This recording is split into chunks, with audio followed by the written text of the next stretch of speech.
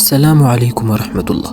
إن شاء الله زاري بهولت بالنا ميست مهاكل بهابت مكنيات ስለተፈጠረ ግጭት ነው የምናየው ቪዲዮውን እስከ መጨረሻው ድረስ መከታተላችሁን እንዳትረሱ። ለዚህ ቻናል አዲስ ከሆናችሁ ሰብስክራይብ ማድረጋችሁን እንዳትረሱ።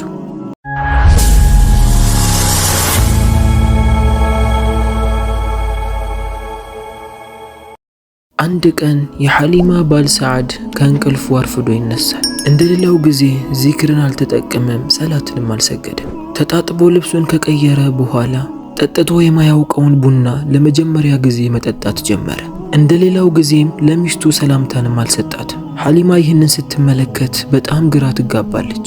ከሌላው ጊዜ ባህሪው ተቀያይሮ ከሱን ብሶ ጠጥቶት የማያውቀውን ቡና እየጠጣ ስትመለከተው በጣም ተገረመች። ዛሬ ሰዓድ ምን ሆኖ ነው እያለች ማሰብ ጀመረች።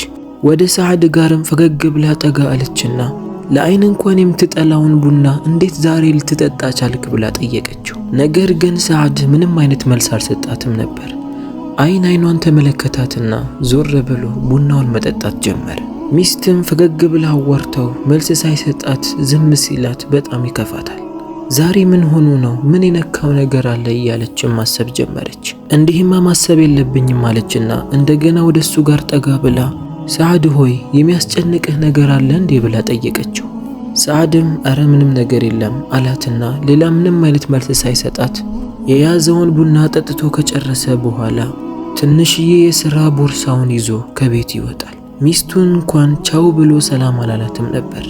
አሁን ሐሊማ ይበልጥ መጨነቅ ጀመረች። ከዚህ በፊት የምታውቀው ሰዓድ ከሚስቱ ጋር የሚጫወት ሚስቱን የሚወድ ጠንካራና ቤተሰብ ወዳድ መሆኑን ነበር የምታውቀው። ምን አስከፋሁትም ብላ ከራሷ ጉዳይ ጋር ከሆነ ብላ ማሰብ ጀመረች። ባሏ ሰዓድ የሥራ ዶክመንቶችን የሚያስቀምጥበት ክፍል ነበር። ምናልባት ያጣው ነገር ሊኖር ይችላል ብላ ወደዛ ክፍል ገብታ ዶክመንቶችን ማገላበጥ ጀመረች። ወደዛ ክፍል ከገባች ቆይታ ነበር። ነገር ግን ወረቀቶችን ስትመለከት ያየችውን ነገር ማመን አቃታት። በሷ ስም የነበረው ንብረት ሁሉ ወደ ሰዓድ ዞሮ ነበር። ይህንንም የሚያመላክት የሷ ፊርማ ሰፍሮበት ነበር። በጣም ተገረመች። እንዴ ይሄማ ሊሆን አይችልም፣ ንብረቱ ሙሉ ከመዞሩም አልፎ እንዴት እኔ ልፈርም እችላለሁ? ይሄማ ሊሆን አይችልም እያለች ከራሷ ጋር መሟገት ጀመረች። ፊርማውን ስትመለከተው ደግሞ የራሷ ፊርማ ነበር። የመስሪያ ቦታቸው ዋና ማናጀር ጋርም ደውላ ስለተፈጠረው ነገር ነገረችውና እንዲያብራራላት ጠየቀችው። ማናጀሩም አለቃዬ ሆይ ከተወሰኑ ቀናት በፊት እኮ ከባልሽ ሰዓድ ጋር ወደ እኔ ጋር መታችሁ ነበር። በአንቺ ስም ያለውን ንብረት ሁሉ እኮ ለማዞር ተስማምተሻል፣ ራስሽን ፈርመሻል። ይህን ደግሞ እኔ አይቻለሁ አላት። ሐሊማ የምትሰማውን ነገር ማመን አቅቷት ስልኳ ከእጇ ላይ ይወድቃል። እየተካሄደ ያለውን ነገር በጣም ግራ ይገባታል። ስልኩንም ከዘጋችው በኋላ ወደ መስሪያ ቤት ሄዳ ባሏን ሰዓድን ራሱን ልትጠይቀው ወሰነች። ልብሷንም ቀያይራ ከቤት ወጣች። የሚያመላልሳት የራሷ አንድ ሹፌር ነበር። ወዲያውን ወደ መስሪያ ቤት እንዲወስዳትም ነገረችውና ወደ መስሪያ ቤት ሹፌሩ ይዟት ይሄድ ጀመር። የምትወደውና የገዛ ባሏ ሰዓድ ይህንን ለምን አደረገ እያለች ማሰብ ጀመረች። ከትንሽ ቆይታ በኋላም ወደ ትልቁ መስሪያ ቤታቸው ትደርሳለች። የመስሪያ ቤቱ በር ላይም ባሏን ሰዓድ ታገኘዋለች። ሰዓድም ሚስቱ ሐሊማ ተናዳ ወደዛ እንደመጣች ሲመለከታት ወደሷ በቀስታ እየተመለከተ ምን ሆነሽ ነው ሚስቴ ሆይ ወደዚህ ለምን ልትመጪ ቻልሽ አላት። ከዛም ወደ አንድ ካፌ ያስገብቷት ቁጭ ብለው ማውራት ጀመሩ። ሐሊማ የሰዓድን አይን እየተመለከተች በሚያደርገው ነገር በጣም ግራ ተጋብታ ነበር። ለምንድነው እኔ ሳላውቅ በእኔ ስም የነበሩትን ንብረቶች ሁሉ ወደ ራሴ ያዞርከው ብላ ጠየቀችው። ሰዓድም ይህንን ሲሰማ በጣም ይስቃል። ሐሊማ ከባሏ የምትመለከተው ነገር ጭራሽ ግራ እያጋባት ይመጣል። ሰዓድም ቀጥሎ ይህንን ያደረግሽው እኮ ራስሽ ፈቅደሽና ወደሽ ነው፣ ካላመንሽኝ ደግሞ ወደ ቤት ስንመለስ ማስረጃን አሳይሻለሁ አላት። ሐሊማም የምትለው ነገር ምንም የገባኝ አይደለም፣ በደንብ አብራርተህ አሁን እንድትነግረኝ የምፈልገው አለችው። ሰዓድም ያደረግሽውን ነገር ምናልባት ረስተሽው ሊሆን ይችላል፣ አሁን ብዙ ስራ ስላለብኝ ወደ ቤት ተመለሽ ይላታል። ሐሊማም በጣም ትናደዳለች። ነገር ግን ከዙሪያቸው ብዙ ሰዎች ስለነበሩ ንዴቷን ዋጥ አደረገችውና ሰዓድ እስከ ውጪ ድረስ ከሸኛት በኋላ ለሹፌሯ ወደ ቤት ይዛት ሄድ ይለዋል። ሐሊማም በመኪናዋ ገብታ ወደ ቤት መመለስ ጀመረች። ባሏ እያደረገው ያለው ነገር ግራ ገብቷት እያሰበች ሳለ የሾፌሩ ስልክ ይጠራና ቀስ ብሎ ስልኩን አንስቶ ማውራት ይጀምራል። በመስታወቱ አሻግሮ ወደ ሐሊማ እየተመለከተ ድምፁን ቀንሶ ማውራት ጀመረ። ምን ልታዘዝ አለ። ሐሊማም የጠረጠረችው ነገር ስለነበረ ለመስማት ጆሮዋን ክፍት ታደርገዋለች። ሾፌሯም አዎ ወደ ቤት እየሄደች ነው፣ ምንም አይነት ነገር አልተፈጠረም፣ ምንም ነገር ያወቀችም አይመስለኝም፣ ዝም ብላ እየሄደች ነው እያለ ሲያወራ ትሰማዋለች። ሐሊማም እየተከናወነ ያለው ነገር ጭራሽ በገዛ ሾፌሯም እንደተካደች ይገባታል። ምንም እንዳልሰማ ሰው መስላ ወደ ውጭ እየተመለከተች መሄድ ጀመረች። በሌላ በኩል የሐሊማ አባት ጉዳዩን ሰምቶ ወደ ሰዓድ ጋር መጥቶ ይጮህበት ጀመር። አንተ ከሃዲ፣ ምንም ሳይኖርህ ልጄን ድሬህ እንዴት አንተ ውለታህን በመጥፎ ትመልሳለህ? የገዛ የልጄን ንብረት በራስህ ስታዞር ዝም ብዬ አልመለከትህም። ንብረቱን ብቻ እንድትመልስ ሳይሆን ከልጄም እንድትርቅና እንድትፈታ ትፈልጋለሁ። እኔ አንተን ከዚህ በፊት የማውቅህ በመልካምነትህና በታማኝነትህ ነበር። አሁን ግን ስለተቀየርክና ንብረትን ፈልገህ ትሰራ ስለነበር ከዚህ በላይ እዚህ እንድትቆይ አልፈልግም። ልጄን እንድትፈታና የጻፍከውን ወረቀት ሙሉ እንድትመልስ ፈልጋለሁ አለው። ይህንንም ካለው በኋላ የሐሊማ አባት በንዴት ክፍሉን ለቆ ይወጣል። عزة تعود إلى المنزل بخطوات بطيئة مثقلة بما دار في لقائها مع سعد. دخلت عزيزة غرفتها أولا وبدلت ملابسها على عجل مستبدلة عباءتها الخارجية بملابس البيت، ثم خرجت من غرفتها وذهبت مباشرة إلى غرفة سعد واتجهت نحو خزانة ملابسه وكأن شيئا ما بداخلها يدفعها للبحث. بدأت تفتش بخزانته تقلب ملابسه تبحث عن أي شيء قد يفضح ما يخفى عنها. فجأة توقفت يداها عند ظرف أصفر سميك بدا وكأنه مخبأ عمدا. ترددت للحظة ثم سحبته وفتحته بسرعة. أخرجت مجموعة أوراق وما إن قرأت أول سطر حتى تراجعت خطوة إلى الوراء. كانت أوراقا قانونية، تنازلات كاملة باسمها وتوقيعها تتخلى فيها عن كل أملاكها لصالح سعد. تمتمت بصدمة. متى وكيف؟ أنا لم أوقع هذا. وقبل أن تستفيق من دهشتها وجدت ورقة أخرى داخل الظرف، سحبتها وقرأت ما كتب فيها. تقرير طبي باسمها مختوم من مستشفى خاص يفيد بأنها تعاني من اضطرابات نفسية تؤثر على الإدراك والقرار، ويقترح إخضاعها للمراقبة والعلاج. صدمت صدمة كبيرة، ارتجفت يداها وسقطت الورقة من بين أصابعها. جلست على الأرض والدموع تتجمع في عينيها. والدها يسلك طريقا هادئا بسيارته يحاول أن يصفي ذهنه بعدما دار بينه وبين سعد نقاش حاد. أدار المقود بعناية، لكن ما إن ضغط على الفرامل قليلا حتى شعر أن شيئا ما ليس على ما يرام. ضغط مرة أخرى، لا شيء. ازدادت ضربات قلبه. ضغط بقوة هذه المرة، لكن السيارة لم تستجب. تسارعت العجلات وكأنها خرجت عن السيطرة، وصوته المرتبك ارتفع. الفرامل لا تعمل. أمسك المقود بيدين مرتجفتين. حاول أن يهدئ من سرعة السيارة، لكن السرعة ازدادت بجنون، والطريق أمامه بدأ يتلوى كالسراب. ارتطم جانب السيارة بحافة الطريق فاختل توازنها، ثم فجأة صرخة قصيرة وصوت الحديد وهو يرتطم بالأرض بقوة. انقلبت السيارة مرة ثم مرتين حتى استقرت على جانبها وسط غبار كثيف وصوت زجاج مهشم ودخان يتصاعد ببطء. وفي تلك اللحظة دون أن تدري لماذا توقفت عزيزة عن البكاء. رفعت رأسها فجأة وشعرت بشيء ثقيل يخنق صدرها، وكأن قلبها يحذرها أن مصيبة قد وقعت. دق جرس الهاتف فهرعت الخادمة للرد. لحظات مرت ثم دوى صوت صرخة قوية مزقت سكون. لحظات مرت ثم دوى صوت صرخة قوية مزقت سكون. ድምጿንና ጩኸቷን የሰማችው ሐሊማ ወደ እሷ ጋር እየሮጠች መጣ። ምን ተፈጥሮ ነው ይላ ትላታለች። በጥያቄ ስታፋጥጣትም ሰራተኛዋ ምን እንደምልሽ አላውቅ፣ የደወለው ማን እንደሆነ ባላውቅም አባትሽ በደረሰበት ድንገተኛ ጉዳት እንደሞተ የተነገረኝ ትላታለች። ሐሊማ የምትሰማውን ነገር ማመን አቃታት። ይሄማ ሊሆን አይችልም ማለችና ወዲያውኑ ከቤት ወጥታ በራሷ መኪና ሳይሆን ከፍላ ሌላ መኪናን ካስጠራች በኋላ በዛ መኪና አባቷ ሞተ ወደ ተባለው ቦታ ትሄዳለች። እውነትም ካሮጊቷ የሰማችው ነገር አልቀረም። የአባቷ መኪና ሙሉ ድቅቅ ብሏል። የገዛ አባቷም ሞቷል። ሐሊማ የምታየውና የምትሰማው ነገር ግራ እያጋባት ይመጣል።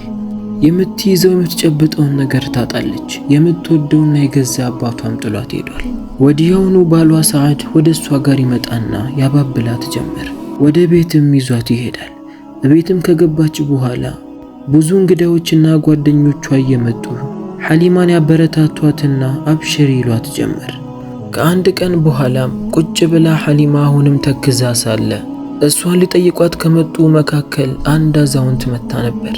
ወደ ሐሊማ ጆሮ ጋርም ጠጋ ብላ ልጄ ሆይ አባትሽ ዝም ብሎ ይሞት አይመስለኝም፣ የሆነ ነገር ሳይፈጠር አይቀርም፣ እውነታውን ራስሽ ፈልገሽ ማግኘት አለብሽ ትላትና ሐሊማ እንኳን ልታወራ አልሰጠቻትም። ወዲያውኑ ተነስታ ዕቃዋን ከያዘች በኋላ ቤቷን ለቃ ትሄዳለች። ሐሊማ አሮጊቷ ያለቻት ነገር ግራ እያጋባት ይመጣል። ወዲያውኑ አሮጊቷን ተከትላ በዛ ጨለማ መሮጥ ጀመረች። ብዙም ሳትለፋ አሮጊቷን ታገኛትና ቅድም ያልሽኝን እንዴት ልትይኝ ቻልሽ? አንቺ ማነሽ ብላ ትጠይቃታለች። እኔ እዛ መስሪያ ቤት ውስጥ ተቀጥሬ እሰራለሁ። ባሌም እንደዛው እዛ ነው የሚሰራው። መኪናዎች ሲበላሹ የሚሰራላቸው እሱ ነው እና የሆነ ነገር ሳይፈጠር አይቀርም፣ ይህንን ማጣራት አለብሽ ትላትና ጥላት ትሄዳለች። ሐሊማም የባሏን ሰዓድን ጉዳይ ለማጣራት ወሰነች።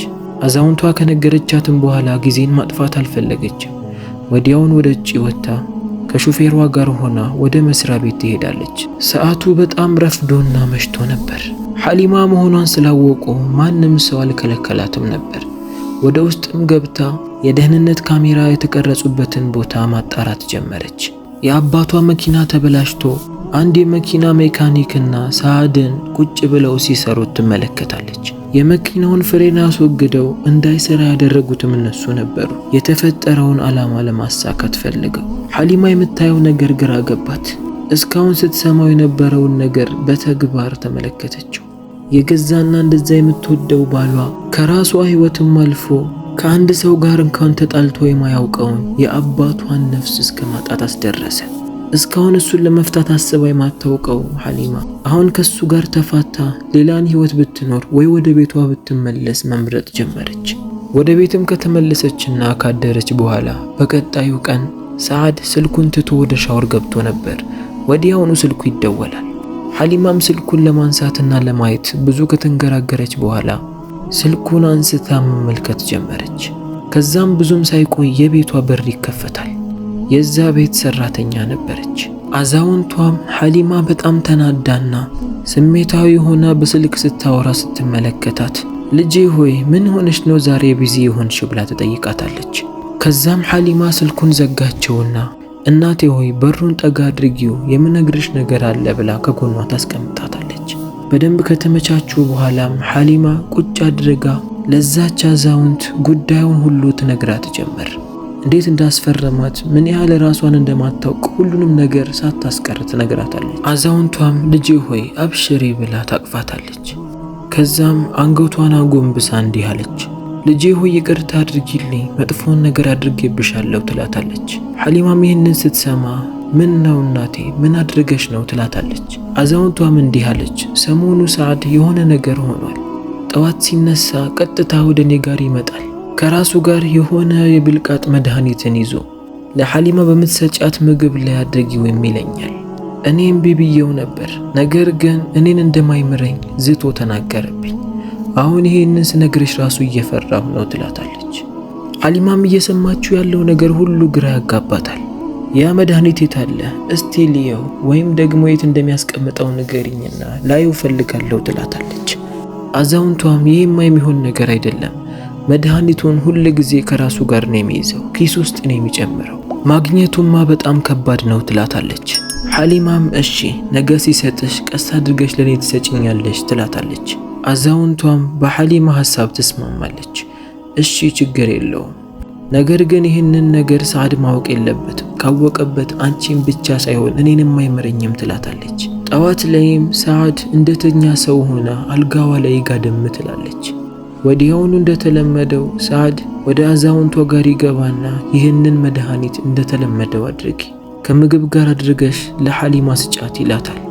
ከዛም ጥሏት ይወጣል። ሰዓድ እንደወጣ ስታውቅም አዛውንቷ ወዲያውኑ ያንን መድኃኒት ፎቶ ታነሳዋለች። ከዛም ለሐሊማ ምግብን መሰራራት ትጀምራለች። በዚህ ሰዓት ግን ያንን መድኃኒት እዛ ውስጥ አላደረገችውም ነበር። ሐሊማም ወዲያውኑ አዛውንቷን ስትመለከታት የታለ አመጣሽልኝ ብላ ጠየቀቻት።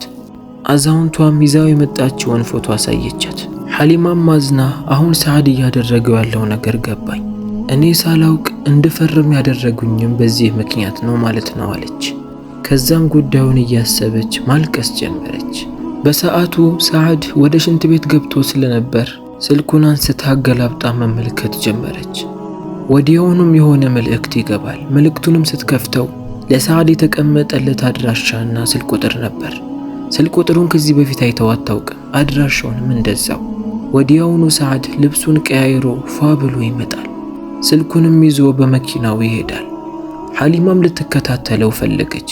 ነገር ግን በዚህ ሰዓት በራሷ ሹፌር አልነበረም ሄደችው። የገዛ ሹፌሯን እንኳን ማመንትታለች። በራሷ መኪናን አስቁማ ከፍላ መሄድ ጀመረች። ወዳየችው አድራሻ ደርሳ በሩቁ ተደብቃ መመልከት ጀመረች። ቦታው በጣም ያረጀና የቆየ ነበር። በዛ መንደር ላይ አንድ ሰው እንኳን አይኖርም። ነገር ግን ያ ቤት ሙሉ ለሙሉ በወታደሮች ተከቦ ነበር። ወዲያውኑም የሰዓድ መኪና ይመጣል። ሐሊማም ያየችው ነገር እውነት እንደሆነ አወቀች።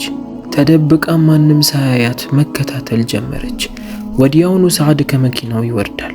ቀጥታም ፊት ለፊት ወዳለው አንድ ክፍል ይገባል። ሐሊማ ከመስኮት በኩል እየተመለከተች ነበር። ነገር ግን ያየችውን ነገር ማመን አቃታት። ባሏ ሰዓድ ታስሮ ነበር። እስካሁን ድረስ ሰዓድ ነው ብላ ስታስበው የነበረው ባሏ አልነበረም፣ የሰዓድ ወንድም ማሂር ነበር። የገዛ ወንድሙን ለንብረት ብሎ ሲያሰቃየው ነበር። ሰዓድም ካጎነበሰበት ቀና ብሎ ሲመለከት የገዛ ወንድሙ ማሂር በሱ ላይ እየሳቀ ነበር። ምን ሆነህ ነው ወንድሜ? ምን አድርገኸኝ ነው እንደዚህ የምሰቃየው አለው። ማሂርም አየህ አይደል እኔ በጸባይ ጠይቄህ እምቢ ስትለኝ እኔ ደግሞ በጉልበት አደረግኩት። ሁል ጊዜ እድል ለኔ ጠማማ ነበረች። አሁን ግን ይህንን እድል ማስመለጥ አልፈልግም አለ። ወንድሜ ሆይ ሁሉም ነገር አብቅቶለታል። አሁን ያ የተሳካለትን ማሂር ትመለከታለህ። አሁን ያንተን ቦታ አግኝቻለሁ፣ ማን እንደሚያስለቅቀኝ እናያለን እያለ እየዛተ ያወራ ጀመር። ይህን በሚያደርጉ ሰዓት ሐሊማ በመስኮት በኩል ሆና እየተከታተለቻቸው ነበር። የምትሰማው ነገር ልቧን ያሰምማት ጀመር። ለካ የምትወደው ባሏ ሰዓድ መንታ ወንድም ነበረው። እስካሁን ድረስ መንታ መሆናቸውን ሰዓድ አለመናገሩ ሐሊማ በጣም ትናደዳለች። ሐሊማም ማስረጃ ይሆነኛል ብላ ስልኳን አውጥታ ወደ ታሰረው ባሏ ሰዓድና ወደ ማሂር ጋር መቅረጽ ጀመረች። ወዲያውኑ ድምፅንም ስትሰማ ያንን መንደር ለቃ ትወጣለች። መሽቶ ስለነበር በዙሪያው ላይ አንድም ሰው አልነበረም።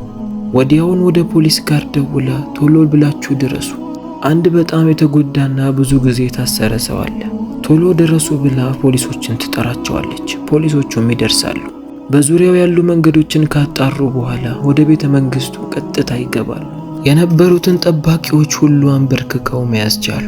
ወደ ሳሊም ጋርም ደርሰው የታሰረበትን መንገድ ይፈቱለታል። ሰውነቱ በጣም ቀጭቶና ተቀያይሮ ነበር። ወዲያውኑም የሰዓድ ወንድምን ማሂርንም ያገኙታል። እሱንም ከእስረኞች ጋር ቀላቅለው ሊወስዱት ይወስናሉ። በስተመጨረሻም ሐሊማ የምትወደውንና የሚያከብራትን ባሏን ሰዓድ በማግኘቷ በጣም ተደሰተች።